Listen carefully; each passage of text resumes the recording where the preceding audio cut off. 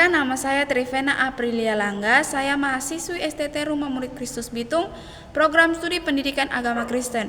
Saat ini saya akan memaparkan video pembelajaran dari mata kuliah Spiritualitas 2 dengan judul materi Hamba Tuhan dan Teknologi. Nah, kita akan mempelajari beberapa dari materi ini, yaitu apa itu teknologi, mengapa ada teknologi, dan mengapa teknologi menjadi jahat, bagaimana prinsip penggunaan teknologi yang benar. Nah, masuk dalam poin yang pertama, itu apa itu teknologi.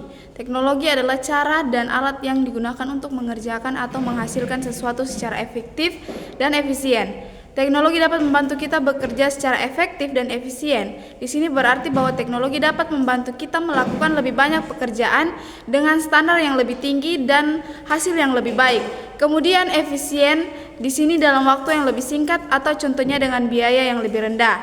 Nah, peran teknologi. Teknologi sangat penting dan dapat membantu kita dalam mengerjakan sesuatu untuk mencapai sesuatu secara efektif dan efisien. Masuk dalam poin yang kedua, mengapa ada teknologi? Kita bisa baca dalam Kejadian 1 ayat 8 dan juga ayat 25. Karena teknologi adalah bukti kepercayaan Tuhan pada manusia. Teknologi adalah bukti Tuhan menghargai manusia. Dan teknologi adalah cara Tuhan untuk memampukan manusia hidup dalam rencana Tuhan. Namun yang menjadi pertanyaannya dalam poin yang ketiga, mengapa teknologi menjadi jahat akhir-akhir ini? Kita belajar dari Kejadian 4 ayat 16 sampai yang ke-22.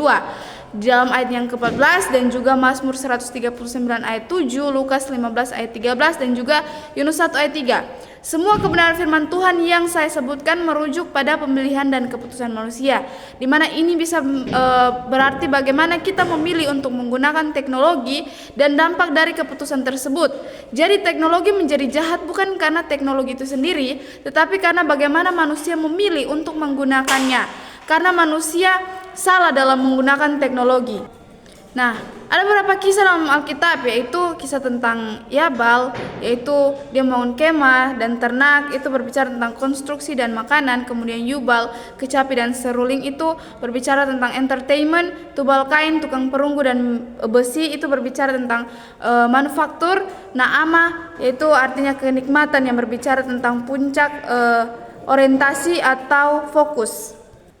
Yang pertama Yebal, dia dikenal sebagai bapak semua yang hidup dalam kemah dan memelihara ternak, Kejadian 4 ayat 20. Dalam konteks teknologi, Yabal bisa dianggap sebagai pelopor dan dalam bidang konstruksi atau membangun kemah dan agrikultur atau pemelihara ternak. Dua aspek penting dalam kemajuan teknologi pada saat ini. Yang kedua Yubal, dia dikenal sebagai bapak semua yang memainkan kecapi dan seruling, Kejadian 4 ayat 21. Yubal bisa dianggap sebagai pelopor dalam bidang musik dan hiburan yang sekarang sangat dipengaruhi oleh teknologi, dari produksi musik hingga distribusi dan streaming. Nah, yang ketiga Tubal Kain, dia dikenal sebagai tukang segala perkakas tembaga dan besi. Kita bisa lihat dalam Kejadian 4 ayat 22. Tubal Kain bisa dianggap sebagai pelopor dalam bidang manufaktur dan teknologi material yang merupakan fondasi dari banyak inovasi teknologi. Yang keempat Naamah, meski tidak dikatakan secara spesifik apa yang dia lakukan, tapi namanya itu berarti manis atau cantik, yang bisa berhubungkan atau dihubungkan dengan konsep kenikmatan atau estetika pada saat ini. Dalam konteks teknologi ini bisa berarti desain dan user experience, aspek penting dalam membuat teknologi yang dapat dinikmati dan mudah digunakan. Jadi dari perspektif ini kita bisa melihat bagaimana teknologi telah berkembang dan menjadi bagian integral dari berbagai aspek kehidupan kita, mulai dari konstruksi dan makanan, hiburan, manufaktur, hingga desain dan pengalaman pengguna. Nah, perkembangan teknologi berlangsung secara normal. Generasi ke-8 di garis keturunan Kain, generasi ke-10 di garis keturunan Set. Nah, kita bisa lihat juga dalam Kejadian 11 ayat 1 sampai 6. Di sana berbicara tentang menara Babel. Di sana ada satu bangsa, bahasa, logat. Nah, dampak dari teknologi yaitu yang pertama, hidup jauh dari Tuhan. Nah, sebenarnya hidup jauh dari Tuhan itu tidak menghilangkan kemampuan manusia untuk menciptakan dan mengembangkan teknologi. Hidup jauh dari Tuhan juga membawa manusia untuk menciptakan teknologi yang humanistik, sehingga itu yang membuat teknologi menjadi salah akhir-akhir ini. Nah, prinsip penggunaan teknologi, manusia dapat menggunakan teknologi untuk melaksanakan amanat Tuhan, atau bisa dibilang atau bisa dikatakan bahwa amanat Tuhan yang berarti amanat budaya dan juga amanat agung dengan efektif dan efisien. Nah, penggunaan teknologi seharusnya berawal dari rasa bersyukur dan berakhir pada memuliakan Tuhan. Teknologi itu jangan dijadikan sebagai Tuhan, tapi pergunakan teknologi untuk menjadi sarana untuk memuliakan Tuhan. Yang ketiga, hubungan yang besar dengan Tuhan akan mendorong kita menggunakan teknologi dengan benar, atau hubungan yang intim dengan Tuhan akan mendorong kita untuk menggunakan teknologi secara benar.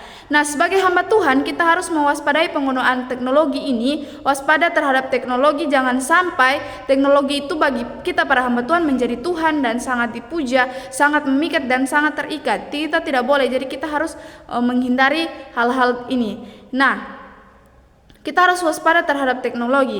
Teknologi adalah salah satu pintu masuk iblis untuk mencuri, membunuh, dan membinasakan iman anak Tuhan. Yohanes 10 ayat 10. Maknanya adalah kita harus hati-hati dengan selfish atau keegoisan kita dalam menggunakan teknologi.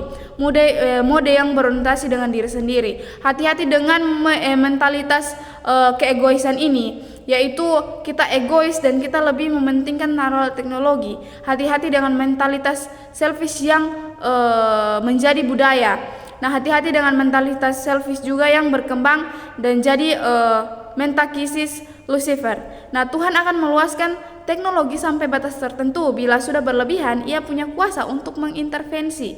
Jadi teknologi ini ketika sudah berlebihan kita gunakan di luar dengan konteks kebenaran firman Tuhan, maka itu akan mengintervensi kita. Nah, demikian materi yang dapat saya sampaikan bagi kita semua. Semoga bermanfaat. Tuhan Yesus memberkati.